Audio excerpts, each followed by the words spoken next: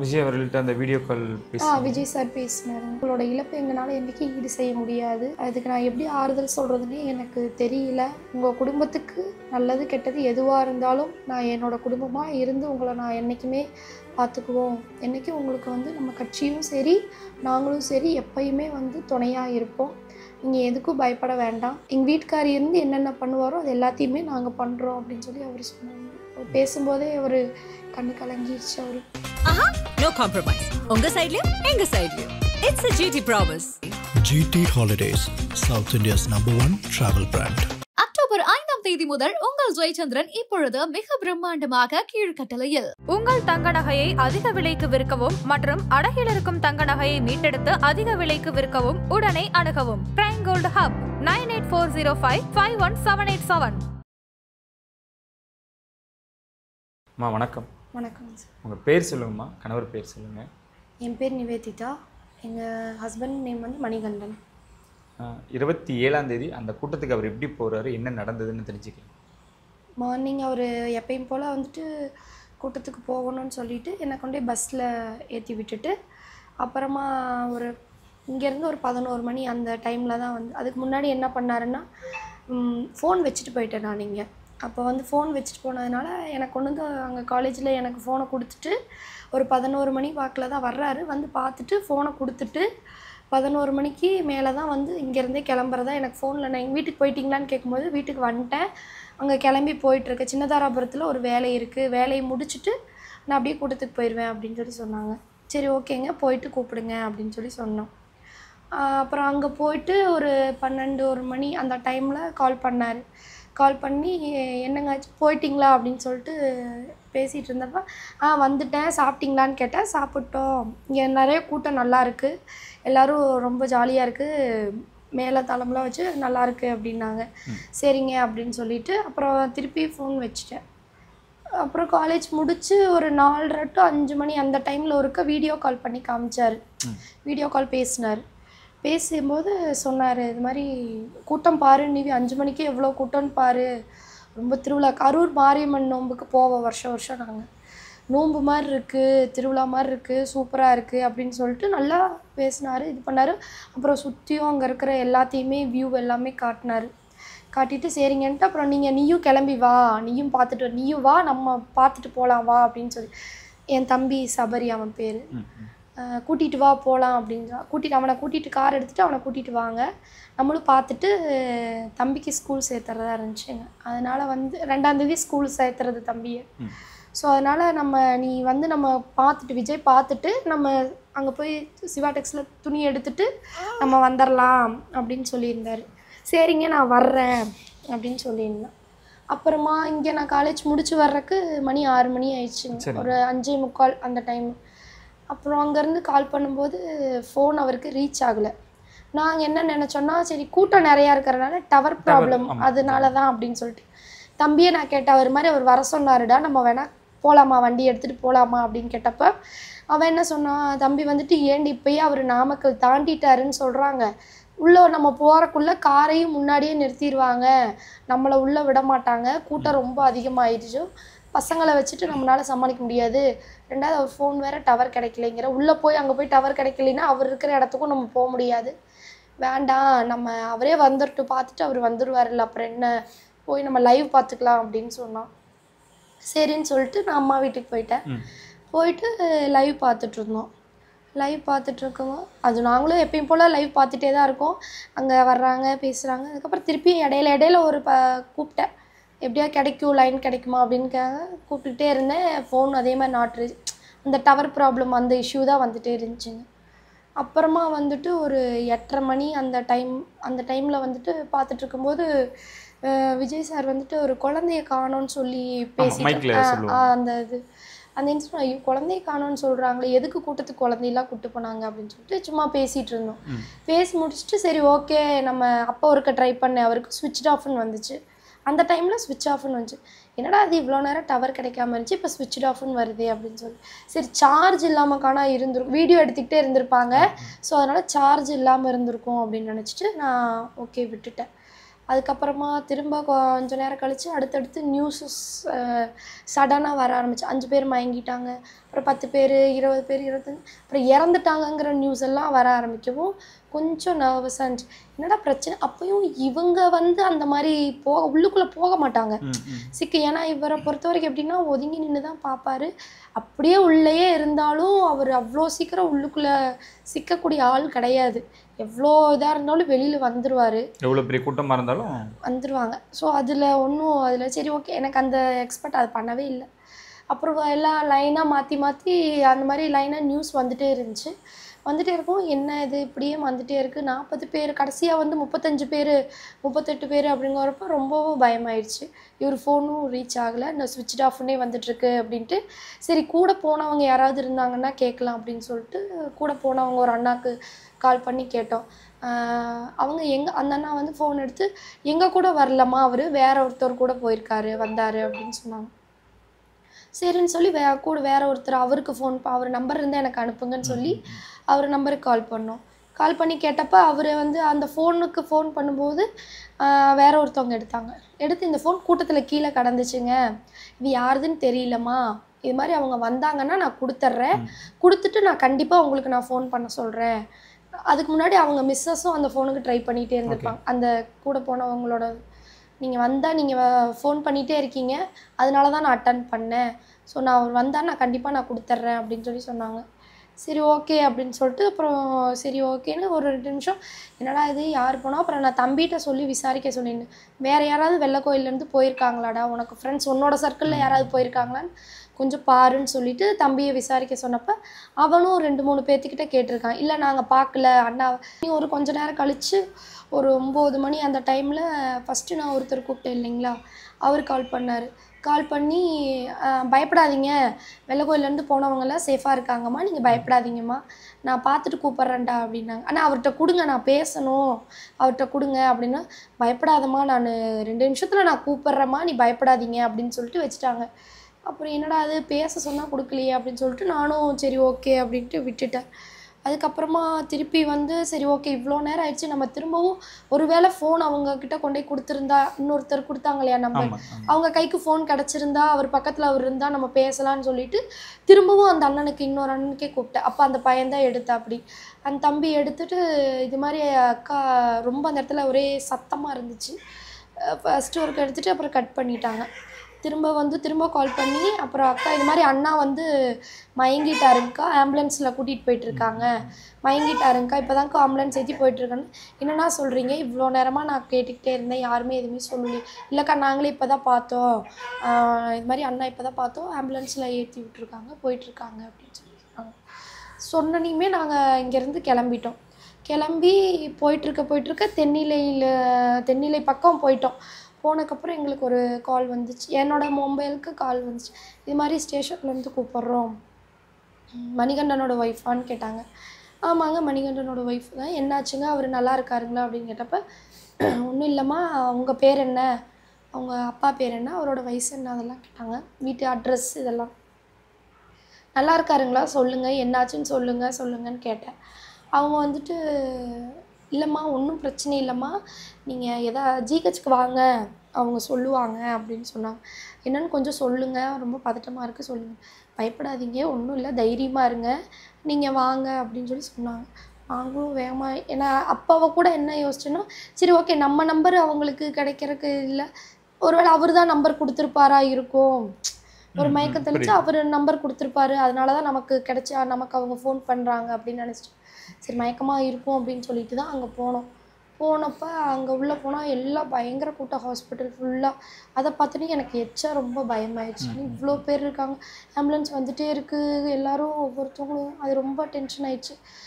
அப்புறம் அவரை தொலாவிட்டு உள்ளே போனோன்னையும் அவர் பேரை சொல்லி கேட்டோன்னே இது மாதிரி மணிகண்டன் அப்படின்னு கேட்கவும், மேலே நிறையா பேர் ஆர்த்தோவில் இருக்காங்கம்மா, கை கால் இது மாதிரிலாம் ஃப்ராக்சர் அந்த மாதிரிலாம் இருக்குது, நீங்கள் மேலே 5வது ஃப்ளோரு அங்கே போய் பாருங்கள், அங்கே போய் பார்த்தீங்கன்னா சொல்லுவாங்க, போங்க அப்படின்னாங்க. அப்புறம் போய் லிஃப்ட்டுக்கோசரம் நின்றுட்டு இருந்த செகண்டில் ஒருத்தர் வந்தவர் ஃபோட்டோ இருந்தால் காமிங்க அப்படின்னு சொல்லி சொன்னாங்க. மணிகண்டனோட ஃபோட்டோ கேட்டாங்க. காமிச்சோன்னையும் அவங்க தம்பி தான் காமிச்சார். அப்புறம் காமிச்சிட்டு சொன்னனையும், தம்பி இவர் உள்ளே வரும்போதே இறந்துட்டாங்க, மார்ச்சரி கொண்டு போயிட்டாங்க அப்படின்னு சொன்னாங்க. மார்ச்சரி கொண்டு போயிட்டாங்கன்னு இல்லை இப்போ மேலே ஆர்த்தோவில் இருக்காங்கன்னு சொன்னாங்க. நீங்கள் கேளுங்கன்னா நல்லா பாருங்கள், அடையாளம் நல்லா பாருங்கள், உங்களுக்கு தெரியாமல் ஃபோட்டோவில் வேறு மாதிரி இருக்கும், நீங்கள் நேரில் நாங்கள் பாருங்கள், அப்படிலாம் இருக்காது அப்படி. இல்லைங்கம்மா நீங்கள் அவருக்கு போய் செக் பண்ணுங்க போங்க. ஆனால் வந்துட்டு இதான் டேட்டூ போட்டிருந்தாரா அவர் கேட்டாங்க. ஆமாங்க டேட்டூ இருக்கும் அப்படின்னு. அப்புறம் அந்த டேட்டூ ஜூம் பண்ணி காமிச்சாங்க. அதுக்கப்புறமா தான் கன்ஃபார்ம் பண்ணாங்க. சரின்னு சொல்லிட்டு அப்புறம் மார்ச்சரி கூட்டிகிட்டு போயிட்டாங்க. அங்கே போயிட்டு மார்ச்சரி கூட்டிகிட்டு போய் தம்பியெல்லாம் போய் கன்ஃபார்ம் பண்ண போனாங்க. உள்ளே போய் பார்த்துட்டு வந்தாங்க. ஆமாம் அவங்க தான் இறந்துட்டாங்க, அவர் தான் அப்படின்னு சொல்லி சொன்னாங்க. ஸோ அதுக்கப்புறம் அந்த இடத்துல என்ன ஒரு அரை மணி நேரம் கேப்பு தான் அந்த இது. அப்படியே டோட்டலாக என்னாச்சு ஏதாச்சுன்னு ஒன்றுமே புரியல. எப்படி அது இருக்காதுன்னு நினச்சிட்டு போனோம். அங்கே போனனையுமே அவர் இறந்த செய்தி கேட்டனையும் எங்களுக்கு என்ன பண்ணுறது, என்ன நீ அப்படிங்கிற அந்த ஒரு இதே இல்லாமல் போயிடுச்சு. அப்புறமா வந்துட்டு சாரு எல்லாம் போஸ்ட்மார்ட்டம் பண்ணுறதுக்கு அந்த இதெல்லாம் ரெடி பண்ணாங்க. பண்ணிவிட்டு சிஎம் சார் வந்தாங்க. வந்து அவங்களுக்கு மலர் வளையம்லாம் வச்சுட்டு 4:30 மணி அந்த டைமில் எங்ககிட்ட கொடுத்துட்டாங்க அவரை. நாங்கள் இங்கே 5:30 மணிக்கெல்லாம் எங்கள் வீட்டுக்கு வந்துட்டோம். எதனால் நம்ம அந்த கூட்டத்துக்கு போக அவருக்கு அவ்வளோ ஆர்வம் என்ன சொல்லிட்டு போனாங்க? இல்லை அது கட்சியில் இருக்காங்களா? தமிழக வெற்றி கழகத்தில் இருக்காரா? இல்லை இருக்காங்க, அவங்க கழகத்தில் இருக்கார், பொறுப்பில் தான் இருக்கார். நகர தொண்டர் இன்னும் போஸ்டிங் வந்து கொடுக்கல. இப்போ தான் அதாவது போஸ்டிங் வந்து இப்போ இது பண்ண போகிறாங்க. ஆனால் வந்து செலக்ட் பண்ணிட்டாங்க, வச்சுருக்காங்க. அது கூட்டம் கூட்டி தான் கொடுக்கணும் அப்படிங்கிற அந்த இதில் இருந்தாங்க. போஸ்டிங்கில் சொல்லிட்டாங்க. நகர தொண்டரணின்னு சொன்னாங்க, தொண்டரணியில் இருக்காங்க சொன்னாங்க. அப்புறம் 2வது வந்துட்டு அவருக்கு ரொம்பவும் இதில் ஒரு ஆர்வமாக இருந்தார். மதுரை மாநாட்டுக்கு போகிறக்கு கூட அவர் யோசித்தார். இல்லை கூட்டம் அதிகமாக இருக்கும். அவரே நான் போகிறீங்களான்னு கேட்கும்போது இல்லை அங்கே ரொம்ப வெயிலாக இருக்கும், போக முடியாது, கூட்டம் நிறையா இருக்கும், எனக்குலாம் அது வேண்டாம், நம்ம வீட்டில் லைவில் பார்த்தா பக்கத்துலேயே பார்த்துக்கலாம், அங்கே போனால் கூட ரொம்ப தூரத்தில் தான் பார்க்கணும், அங்கே போயும் ஸ்க்ரீனில் தான் பார்க்கணும், அதுக்கு நான் வீட்லேயே இருந்து நான் பார்த்துக்கிறேன் அப்படின்னு சொல்லிட்டார். இது வந்து என்னன்னா இங்கே நமக்கு பக்கம் தானே, ஒரு 45 மினிட்ஸ் தானே நமக்கு, அதனால நம்ம போய் பார்த்துட்டு வந்துடலாம் அப்படின்னு சொல்லிட்டு தான் அவர் போனார். இல்லை விஜய் அவர்களை பிடிச்சி அந்த தமிழக வெற்றி கழகத்தில் இணைஞ்சார். அந்த கொள்கைகள் அந்த விஷயம் அவரோட கொள்கைகள் இதெல்லாம் பிடிச்சதுனால அதில் போய் ஜாயின் பண்ணாங்க. ஆக்சுவலாக அவர் வந்து தல ரசிகர் தான். அவர் ஓகே தல ரசிகர். அவருக்கு அந்த கொள்கைகளில் விஜய் வந்தால் நல்லாயிருக்கும், ஸோ நம்ம வந்து அவங்களுக்கு இதாக இருக்கும் அப்படின்னு சொல்லிட்டு தான் இதில் போனாங்க. ஓகே. இப்போ தமிழக அரசுலேருந்து யாரெல்லாம் வந்து பார்த்துருக்காங்கம்மா? இது வரைக்கும் யாரெல்லாம் ஆறுதல் சொல்லியிருக்காங்க? இவங்க சாமிநாதன் அவங்கெல்லாம் வந்தாங்க, டிஎம்கேலேருந்து அவங்க எல்லாம் வந்தாங்க. அவங்க சைட்லேருந்து நிவாரணம் அவங்க அந்த இது வந்துச்சு, கவர்மெண்ட் சைட்லேருந்து 10 lakhs கொடுத்தாங்க. அப்புறமா வந்து காங்கிரஸில் ஜோதி லக்ஷ்மி மேம், ஜோதிமன் அந்த மேம் வந்தாங்க. அந்த மேம் வந்து ஆறுதல் சொல்லிட்டு போனாங்க. அப்புறம் அவங்க சைட்லேருந்து ஃபண்டு ரைஸ் பண்ணாங்க. அப்புறமா வந்து எல்லா கட்சியிலேருந்துமே வந்தாங்க, யாருமே இது இல்லை, எல்லாருமே வந்தாங்க. அப்புறம் கமலஹாசன் சார் கட்சியிலேருந்து வந்தாங்க. அப்புறம் விஜய் சார் இதுலேருந்து 2-3 தடவை வந்துட்டு 2 நாளைக்கு ஒருக்கா வந்து பார்த்துட்டு எங்ககிட்ட எப்படி இருக்கீங்க என்னன்னு விசாரிச்சுட்டு போயிட்டு தான் இருக்காங்க. இப்போ வரைக்கும் வந்தாங்க. நேற்று வந்தாங்க, அவருக்கு 16 சாமி கும்பிட்றோன்னு சொல்லும் போது வந்து பார்த்துட்டு அவங்களுக்கு அந்த மரியாதை செஞ்சுட்டு தான் போயிருக்காங்க. ஓகே. அந்த மாலை, இந்த மாலை அவங்க தான் கொண்டு வந்து கொடுத்தாங்க, அவங்க வந்து போட்டாங்க. விஜய் அவர்கள்ட்ட அந்த வீடியோ கால் விஜய் சார் பேசினாருங்க. என்ன சொன்னாங்கன்னு தெரிஞ்சுக்கலாமா? அவர் பேசும்போது வந்துட்டு என்றைக்கும் உங்களுக்கு நாங்கள் அதாவது உங்களோட இழப்பு எங்களால் என்றைக்கும் ஈடு செய்ய முடியாது, அது தப்பு தான், நடந்திருக்கக்கூடாது, நடந்துருச்சு, அதுக்கு நான் எப்படி ஆறுதல் சொல்கிறதுனே எனக்கு தெரியல, தப்பு தான் அப்படின்னு சொல்லிட்டு அதுக்கப்புறம் வந்து என்றைக்குமே இன்னையோட நம்மளோட உறவு வந்து முடிஞ்சிடாது, உங்கள் குடும்பத்துக்கு நல்லது கெட்டது எதுவாக இருந்தாலும் நான் என்னோடய குடும்பமாக இருந்து உங்களை நான் என்றைக்குமே பார்த்துக்குவோம், என்றைக்கும் உங்களுக்கு வந்து நம்ம கட்சியும் சரி நாங்களும் சரி எப்பயுமே வந்து துணையாக இருப்போம், நீங்கள் எதுக்கும் பயப்பட வேண்டாம், நாங்கள் என்றைக்குமே உங்களுக்கு அவர் எங்கள் வீட்டுக்காரி இருந்து என்னென்ன பண்ணுவாரோ அது எல்லாத்தையுமே நாங்கள் பண்ணுறோம் அப்படின்னு சொல்லி அவர் சொன்னாங்க. அவர் பேசும்போதே அவர் கண்ணு கலங்கிடுச்சு. அவர் சொல்லும்போதே. நீங்கள் ஏதாவது விஷயங்கள் பேசுனீங்களா அவங்ககிட்ட? ஏதாவது அவர்கிட்ட சொன்னேன், உங்களை பார்க்கணுன்னு சொல்லி தான் அவ்வளோ ஆர்வமாக அவர் வந்தார், ஆனால் நீங்களே வந்து தேடி இப்போ வீடியோ காலில் பேசுகிறீங்க, அவர் வந்து பார்க்க முடியல, அவர்னால அதை பார்க்க முடியல அப்படின்னு சொல்லும்போது அண்ணா அவர் அழுதுட்டார். அவர் ஆமாம் அப்படின்னு அழுதார். அதுக்கப்புறம் சொன்னோம், நீங்கள் எங்களுக்கு என்றைக்கும் நீங்கள் துணையாக இருக்கணும் அப்படின்னு சொல்லி கேட்டோம். கண்டிப்பாக நிச்சயமாக நாங்கள் என்றைக்குமே துணையாக இருப்போம். நேரில் நான் கண்டிப்பாக வர்றேன். என்னால் இப்போ வர முடியல, ஆனால் கண்டிப்பாக நான் வருவேன். வந்து நான் உங்களை பார்ப்பேன். அப்போ உங்களோட குறைகள் எதுவாக இருந்தாலும் என்கிட்ட சொல்லுங்கள். நான் என்றைக்கும் உங்களுக்கு துணையாக இருப்பேன். அதை நான் கண்டிப்பாக நிறைவேற்றி வைக்கிறேன் அப்படின்னு சொல்லி சொன்னேன். அவர் இவ்வளோ நாளாக நேரில் வரல, இல்லை வீடியோ கால் பேசுகிறதுக்கு முன்னாடி வரைக்கும் ஒரு ஆறுதல் சொல்லுன்ற வருத்தம் இருக்கும் அப்படின்ற மாதிரி என்ன சொல்லுங்கள்? இல்லை, அது மாதிரி அவர் இல்லாத இடத்த அவங்க தொண்டர்கள் எல்லாருமே அதை கரெக்டாக அந்த வேலையெல்லாம் செய்கிறாங்க. இன்னொன்று கேட்டால் அவர் மேலே நம்ம சொல்ல முடியாது இல்லைங்களா, அவருக்கான பர்மிஷன் கிடைக்கணும். அவர் வந்து அவர் வர்றாரு அப்படி தடாலடியாக அவர் வர்றாருன்னு தெரிஞ்சாலே எல்லாரும் கூட்டம் கூடும். திரும்பவும் அது மாதிரி ஒரு சம்பவம் வந்துடக்கூடாதுங்கிறதுனால தான் அவர் நேரில் வர்றதையே அவாய்ட் பண்ணிகிட்ருக்காரு.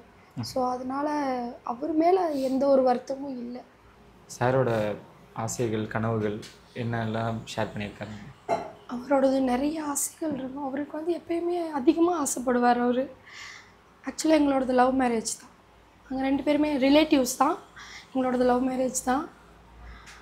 மேரேஜ் ஆகி ஃபஸ்ட்டு ஒரு 3 years to 4 years வந்து நாங்களுமே நார்மலாக எல்லாத்து மாதிரியுமே அம்மா அப்பா சைடு வந்து அவங்க வீட்டு சைடுமே எந்த சப்போர்ட் எதுவுமே இல்லாமல் தான் நாங்கள் ஃபஸ்ட்டு இருந்தோம். அதாவது எப்படின்னா கஷ்டப்பட்டு தான் மேலே வந்தோம். தொடர்ந்து 2 பேருமே வந்து நல்லா கஷ்டப்பட்டு தான் 2 பேரும் மேலே வந்தோம். கரெக்டாக நாங்கள் இந்த வீட்டுக்கு வந்து இப்போ இது அவர் தான் கட்டினார். அந்த வீடு இந்த வீடு கல்யாணத்துக்கு அப்புறமா பாப்பா பிறந்து பாப்பாவுக்கு 5 வயசாக இருக்கும்போது பாப்பா வந்து ஒரு வீட்டுக்கு போயிருந்தா, ஒருத்தவங்க வீட்டுக்கு. அப்போ வந்து அந்த பாப்பா வந்து உள்ள ஸ்டெப்பில் அவங்க வீட்டுக்குள்ளே ஸ்டெப் வச்சு கட்டியிருந்தாங்க. அப்போ அந்த ஸ்டெப்பில் வந்து பாப்பா ஏறும்போது இல்லை ஏறக்கூடாதுன்னு சொல்லிட்டாங்க பாப்பாவை, வேண்டாம். அது பாப்பாவுக்கு கோபம் வந்துருச்சு. அப்போ பாப்பா வந்துட்டு எங்கள் அப்பா எனக்கு இது மாதிரி பெருசாக வீடு கட்டி தருவார், நாங்களும் வீட்டுக்குள்ளே ஸ்டெப் வச்சு வீடு கட்டுவோம் அப்படின்னு சொல்லிட்டு பாப்பா சொல்லிகிட்டு இருந்தாங்க. அது அவங்க அப்பாட்ட வந்து சொல்லவும் அவங்க அப்பா அதை வந்து அவள் ஜஸ்ட்டு சும்மா தான் ஒரு பேச்சுக்கு தான் சொன்னான். ஆனால் வந்து அதை கண்டிப்பாக அதை நான் பண்ணணும், என் பிள்ளை வாயை திறந்து கேட்டிருக்கா, நான் கண்டிப்பாக அவளுக்கு நான் பண்ணி கொடுக்கணும் அப்படின்னு சொல்லி இந்த வீடு கட்டிகிட்ருக்க வீடு தான் வாங்கினோம். உள்ளதான் ஸ்டெப்பு வேணும்னு சொல்லி அந்த ஸ்டெப்பை உள்ளே வச்சு அவளுக்கு பிடிச்ச மாதிரியான விஷயங்களெல்லாம் செய்யணும்னு சொல்லி ஒன்றுமே அவளுக்கு பிடிச்ச மாதிரி தான் செஞ்சாங்க. அதே மாதிரி அவருக்கு எங்கள் ஃபேமிலி தான் உலகமே. நாங்கள் 3 பேர் வந்து அவரோட உலகம். எங்களை கேரிங்காக பார்த்துக்கணும். எங்களை வந்து எந்த விஷயத்துலையும் யாரும் எங்களை பார்த்து ஒரு இது சொல்லிடக்கூடாது. அதில் அவர் ரொம்ப தெளிவாக இருப்பார். இந்த சமுதாயத்து முன்னாடி எப்பயுமே நாங்கள் வந்து ஒரு மரியாதையோடு தான் வெளியில் போகணும்னு நினைப்பார். மணிகண்டனோட ஒய்ஃப் அப்படின்னா அப்படி மேலே தான் இருக்கணும் அப்படிங்கிறதுல அவர் ரொம்ப தெளிவாக அடிக்கடி சொல்லிக்கிட்டே இருப்பார். என் பிள்ளைங்க வந்து நாளைக்கு யாரும் என் பிள்ளைங்களும் ஒரு இப்படி கையை நீட்டி எதுவுமே சொல்லிடக்கூடாது. ஒரு சின்ன ட்ரெஸ் எடுக்கணுன்னா கூட பார்த்து தான் எடுத்து கொடுப்பார். சும்மா சாதாரணமாலாம் எடுக்க மாட்டார். போய் அதை அலைஞ்சு திரிஞ்சு அவங்களுக்கு அது எல்லாத்த விட அது பெர்ஷியஸாக இருக்கணும்னு பார்க்கும்போது நல்லா பெருசாக தெரியணும். அவருக்கு அந்த ஒரு விஷயம் வெளியில் சாதாரணமாக போகக்கூடாது, நீட்டாக ட்ரெஸ் பண்ணிட்டு போகணும், அதெல்லாம் அவர் நிறைய கலந்து இதெல்லாம் வச்சுருந்தார். பிள்ளைங்களை வளர்க்குறதும் அதே மாதிரி பாப்பாவுக்கு வந்து எந்த அளவுக்கு அவள் உள்ளே வந்து படிக்கணும்னு ஆசைப்பட்றாளோ அது எல்லாத்தையுமே அவளுக்கு படிக்க வைக்கணும். அவளை ரொம்ப தெளிவாக வளர்த்தணும், போல்டாக வளர்த்தணும். அப்புறமா வந்து பாப்பாவை BMW காரில் தான் போய் காலேஜில் விடணும். இறக்குறக்கு ஒரு நாளைக்கு அன்றைக்கி வெள்ளிக்கிழமை நைட்டு எதுக்கு அதெல்லாம் பேசிகிட்டு இருந்தேன். எப்பயுமே அதை சொல்லிகிட்டே இருப்பார். ஆனால் அந்த அன்னைக்கு நைட்டும் அதை என்கிட்ட சொல்கிறாரு. திருப்பியும் சொன்னார், நம்ம சீக்கிரமாக வந்து பாப்பாவுக்கு வயசு 10 வயசு ஆயிடுச்சு, அடுத்தடுத்து கட்டத்தை தாண்டி அவள் போகணும். ஸோ அதனால் பாப்பாவுக்கு நிறையா நகை சேர்த்தணும், கல்யாணம் பண்ணும்போது அவளுக்கு சீர்வரிசையே நிறையா செய்யணும், வெள்ளி எல்லாமே இருக்கணும், அவள் நகையும் சரி எதுலேயுமே பிள்ளைக்கு எந்த குறையும் வந்துடக்கூடாது. அதே மாதிரி பையனுக்கும் அதே மாதிரி தான் நிறையா சொத்து சேர்த்து வைக்கணும். எங்கள் அப்பா அம்மா செய்யாததெல்லாம் என் பிள்ளைங்களுக்கு நான் செய்யணும், அதில் நம்ம 2 பேரும் பட்ட கஷ்டம் நம்ம பிள்ளைங்க படக்கூடாது அப்படின்னு சொல்லி அதில் ரொம்ப சொல்லிகிட்டே இருந்தார். அப்புறமா வந்து காலேஜுக்கு கொண்டு போய் விடணுன்னா நம்ம அதுக்குள்ளே பாப்பாவுக்கு PMWன்னா ரொம்ப பிடிக்கும். அதில் நம்ம கொண்டு போய் அவளை காலேஜில் இறக்கி விடணும், பெரிய காலேஜில் சேர்த்தணும், நல்லா படிக்க வைக்கணும். ஏஐ இப்போ வந்திருக்க அந்த ஏஐ நுணுக்கமான அவருக்கு அந்த கம்ப்யூட்டர் லைன்னா ரொம்ப பிடிக்கும். அவர் 10th தான் படிச்சிருக்காரு. ஆனால் அவருக்கு அந்த கம்ப்யூட்டர் லைன் ரொம்ப பிடிக்கும். ஸோ பாப்பாவை அந்த மாதிரி அதில் அந்த ஃபீல்டில் படிக்க வைக்கணும். அந்த மாதிரி ஒரு நல்ல போஸ்டிங், ஹையர் போஸ்டிங்கில் இருக்கணும் பாப்பா சொன்னால் சரின்னு சொல்கிற அளவுக்கு அந்த போஸ்டிங்கில் அவள் இருக்கணும். என்ன சொல் தம்பியும் அதே மாதிரி நல்லா படிக்க வச்சு நல்ல ஒரு ஆக மொத்தம் அவருக்கு எப்படின்னா தம் பிள்ளைங்க என்றைக்குமே உயரத்துலேயே தான் இருக்கணும், யாருக்கு கீழே இருக்கக்கூடாது அப்படிங்கிறதுல அவர் ரொம்ப ஆசைப்பட்டார். அவரோட ஆசையே எங்களை சுற்றி மட்டும்தான். என்னை நல்லா பார்த்துக்கணும், என் பிள்ளைங்களை நல்லா பார்த்துக்கணும். கடைசி வரைக்கும் எப்போயும் நாங்கள் யாருக்கிட்டேயும் போய் எதுக்கும் நின்றக்கூடாது அப்படிங்கிறது ரொம்ப. அவர் அடிக்கடி என்ன சொல்லுவாருன்னா, நானே நாளைக்கு இல்லைனாலும் என்னோட எல்லா விஷயமும் உன்னை தேடி வரும். அதாவது என்ன, 1000 யானை இருந்தாலும் 1000 பொண்ணு, செத்தாலும் 1000 பொண்ணு. நான் இல்லைனாலும் உன்னை தேடி வர வேண்டியது எல்லாமே உனக்கு வரும். யார் கையும் நான் உன்னை ஏந்து விடவே மாட்டேன் அப்படிங்கிறது ரொம்ப சொல்லுவேன். சொல்லும் போதெல்லாம் நான் சத்தம் போடுவேன். நீங்களே போனதுக்கப்புறம் எங்களுக்கு அதெல்லாம் எதுக்கு, அதெல்லாம் நீங்கள் இந்த வார்த்தையை சொல்லாதீங்க அப்படின்னு சொன்னோம்னா, சும்மா வார்த்தை தான், நான் சொல்கிறதுல என்ன பழிச்சிடவா போகுது அப்படின்னு சொல்லுவாங்க. அவருக்கு வெளியில் எங்களை தாண்டி அவருக்கு வெளியில் எந்த ஒரு இதுவுமே இல்லை. அவரோட உலகமே நாங்கள் தான், எங்களுக்கு அவர் தான் உலகம். காலையில் எழுந்திரிச்சு பாப்பாவை கிளப்பி என்னை காலேஜ் தட்டுறக்கு எனக்கு லஞ்ச் பேக் பண்ணி, பாப்பாவுக்கு லஞ்ச் பேக் பண்ணி சமைச்சு மட்டும்தான் வைப்பேன். அவர் தான் எங்களுக்கு லஞ்ச் பேக் பண்ணுவார், பாப்பாவுக்கு லஞ்ச் பேக் பண்ணுவார்.